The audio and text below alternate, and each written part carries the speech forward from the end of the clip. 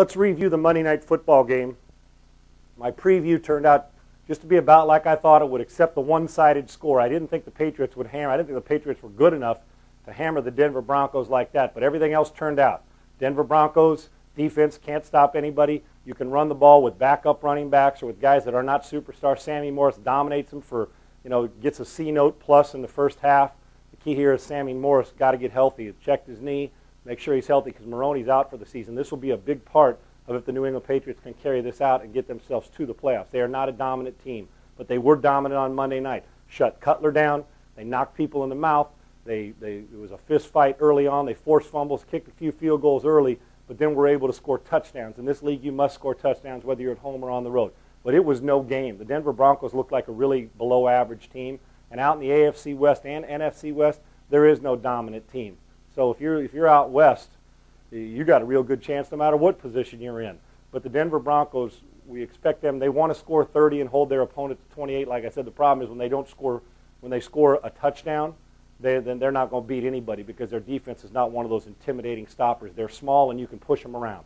And then when you push them around, they're done. And if the offense doesn't carry them on their back and play great, you can forget about it.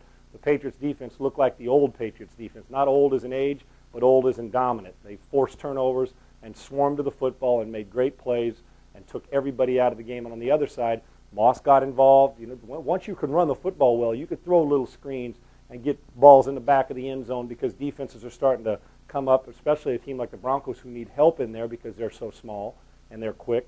But then you can push them around, then you can throw the ball. So as Matt Castle's progress, and when you look at offensive coordinator Josh McDaniel and also the head coach Bill Belichick, for them it is important that they continue to gain the confidence in their quarterback Matt Castle so they can stretch it. Again, too much horizontal football. Got a little better last night. Even when you challenge, even if you miss throws, you got to take those shots.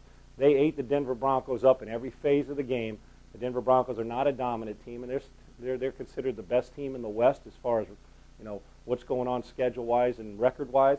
They're not the best. I mean, well, they may be the best team there, but they're, right now I look at the West and I'm thinking, who's a good team out there? So, dominant performance by New England. Belichick had an unbelievable game plan against one of the best offensive minds in Mike Shanahan, but it was obviously, again, give me all the coaches you want. It's about players, and players took care of it last night.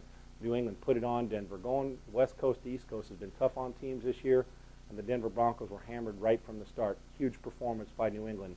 How will Matt Castle's progress be, and how healthy will New England's running game be in order for them to try and carry this out and chase down a team like Buffalo in the East? So you think you can tackle a pro? There's only one way to find out. Click on fantasy at opensports.com.